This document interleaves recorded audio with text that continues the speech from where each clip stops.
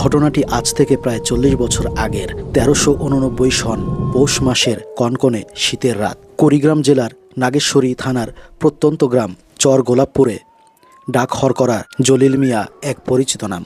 পায়ে হেঁটে গ্রামের এক প্রান্ত থেকে অন্য প্রান্তে চিঠি বিলি করাই ছিল তার কাজ। সেই রাতে সন্ধ্যার পরেও তার হাতে রয়ে যায় একটি চিঠি।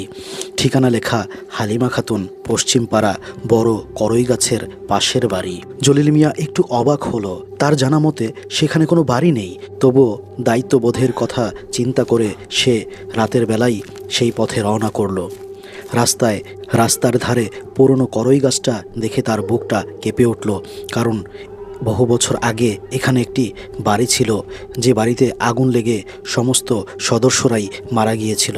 জলিল মিয়া দেখল করই গাছের বড় মগডালে সাদা শাড়ি পরা এক মহিলা চুল ছেড়ে বসে আছে। জলিল মিয়ার শরীর ভয়ে জমে গেল। সে দৌড়ে পালানোর চেষ্টা করলো এবং ডাকঘরের দিকে দৌড় দিল। ডাকঘরে পৌঁছে সে কৌতূহলবশত চিঠিটা খুলল। চিঠিতে লেখা তারিখটা আজ থেকে প্রায় 10 বছর আগের। আর হালিমা খাতুন, তিনি ওই আগুনে পুড়ে যাওয়া বাড়ির একজন সদস্য, যিনি ওই আগুনে পুড়েই মারা গিয়েছিল। তাহলে এই চিঠি কে লিখল?